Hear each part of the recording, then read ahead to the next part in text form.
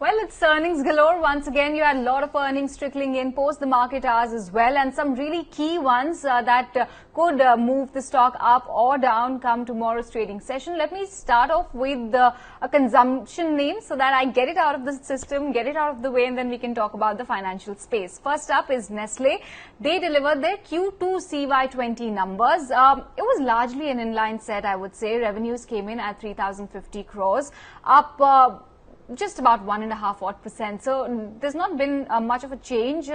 PAT in line as well, 486 crores. Margins, I would say, were slightly better than expected, but very, very marginally higher, 24.5% versus 23.2% on a YY basis. So they've seen a decent expansion on a yearly basis as well. The company said that, yes, they were adversely impacted because of COVID-19. Demand in out-of-home channel was severely reduced as expected. In-home consumption boosted the sales, they said, especially products like Everyday, the milk portfolio, Nescafe. These are the ones that really augured or turned up well for the company. Maggi also witnessed solid growth towards the end of the quarter.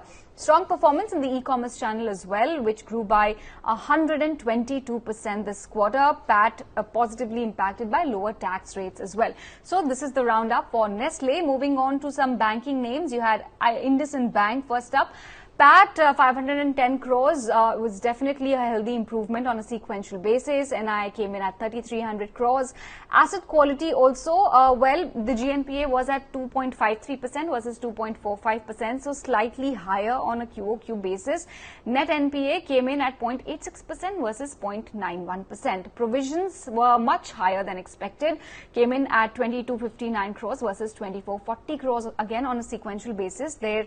While they did not increase, but the number definitely was more than expected. Another important update here is that the company, the board of the bank, has actually approved a preferential issue which will add about 125 basis points to their capital adequacy. Promoters will also be participating in this fundraise activity. The bank has approved the preferential issue at 524 rupees per share. Moving on then to IDBI Bank, you had profit coming in at 144 crore versus a loss of 3,800 crores in the same quarter of last year.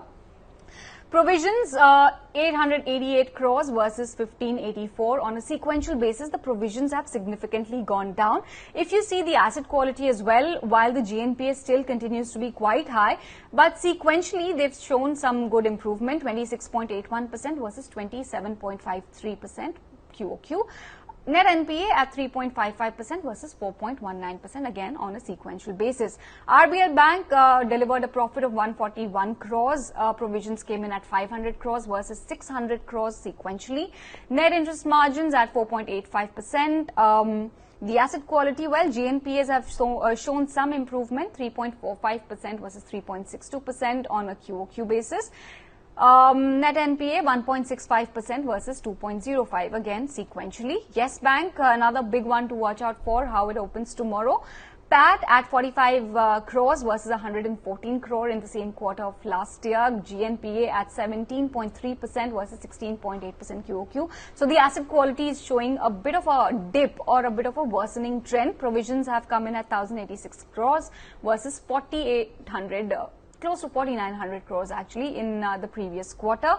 PCR has improved to 75.1% versus 73.8% last quarter. COVID-19 related provisions have come in at 642 crores. NIMs were also up 3%, 109 bips to be precise on a sequential basis. So let's see a lot of financial names to watch out for in tomorrow's trade as far as the earnings reactions are concerned. Let's see how they react.